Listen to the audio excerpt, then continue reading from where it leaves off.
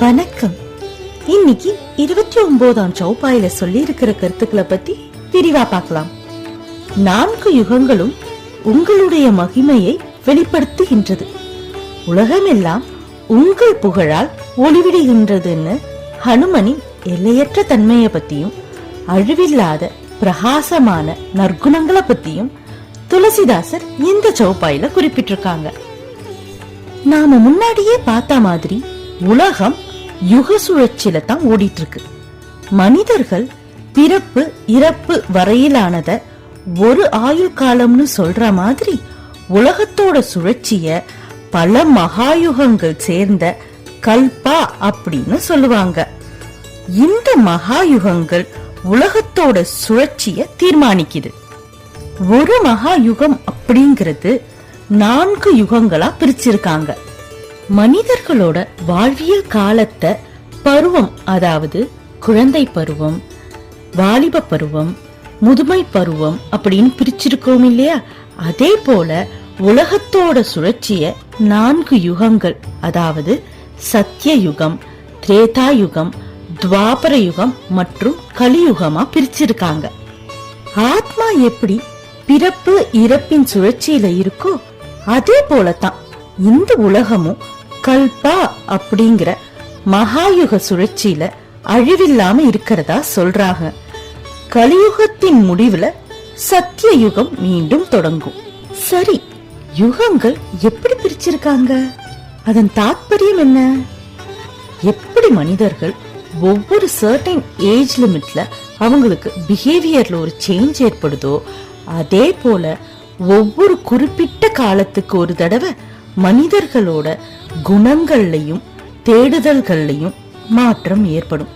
அந்த மாற்றத்துக்கு தகுந்தாற்போல் தான் யுக சுழற்சியை அமைச்சிருக்காங்க.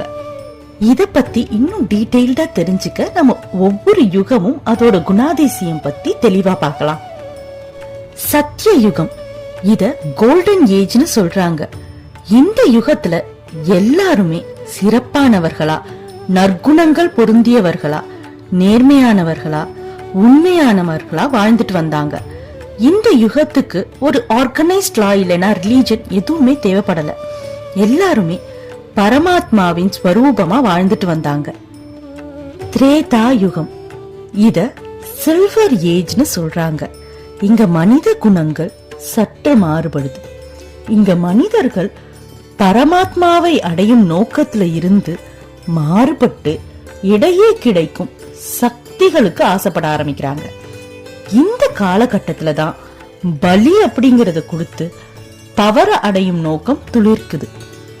இந்த பீரியட்ல தர்மத்தை போதிக்கிறதுக்காக விஷ்ணு பகவான் எடுத்த அவதாரம் தான் ராமாவதாரம். துவாபர யுகம், இந்த யுகத்தை பிரான்ஸ் ஏஜ் அப்படின்னு சொல்றாங்க. பவர்க்கான தேடுதல் இப்போ அந்த பவரை வச்சு வளத்தை ஆக்கிரமிக்கிற பண்பை மனிதர்கள் இடையே வளர்க்குது. இன்னும் மனிதன் பேராசை, பொய், புரட்டு, நம்பிக்கை துரோகம் அப்படின்னு பல கெட்ட சிந்தனைகளை வளர்த்துக்கிறான். பல டெக்னாலஜிக்கல் அண்ட் கல்ச்சுரல் அட்வான்ஸ்மெண்ட் இந்த பீரியட்ல நடந்திருந்தாலும் மனிதர்களோட குவாலிட்டி ஆஃப் லைஃப் சிதைய ஆரம்பிக்குது.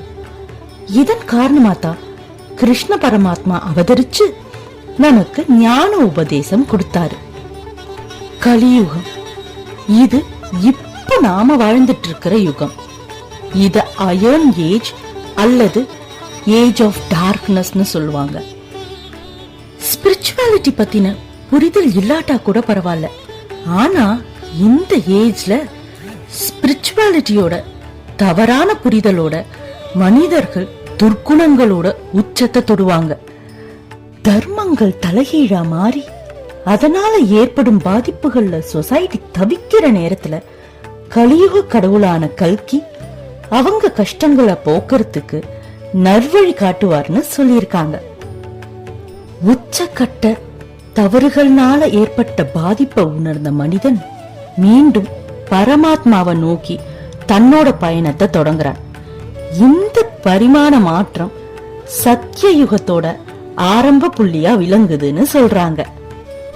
இங்க ராமர், கிருஷ்ணர், கல்கி ஒவ்வொருவரும் அந்தந்த யுகத்தோட அவதார புருஷர்களா இருந்தாலும் ஹனுமன் சிரஞ்சீவியா விளங்குறாரு. திரேதா யுகத்துல ராமரோட துணை நின்னது மட்டும் இல்ல, மகாபாரத யுத்தத்துல ஸ்ரீ கிருஷ்ணர் ஓட்டுற ரதத்தோட துவஜா கபித்வஜா, அதாவது கொடியிலையும் விளங்கி தர்மத்துக்கு தோள் கொடுக்கிறாரு.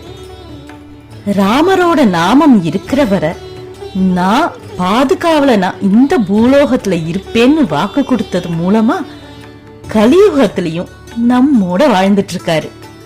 இப்போ இந்த ஸ்லோகத்தோட ஆர்டர் வைஸ் மீனிங் ஒரு தடவை பார்த்துடலாம்.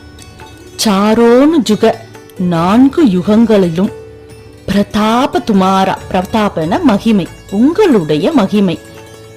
ஹை பிரசித்திய, பிரசித்தியன ஃபேமஸ், உங்கள் புகழால். ஜஹத உஜியாரா, உஜியாரானா பிரகாசம் இல்லைன்னா வெளிச்சம்னு சொல்லலாம், உலகம் ஒளிர்கின்றது அப்படின்னு ஹனுமனோட புகழும் மகிமையும் பறந்து விரிஞ்சு காலங்களை கடந்து நிக்குதுன்னு துளசிதாசர் இந்த சௌப்பாயில குறிப்பிட்டிருக்காங்க. நன்றி.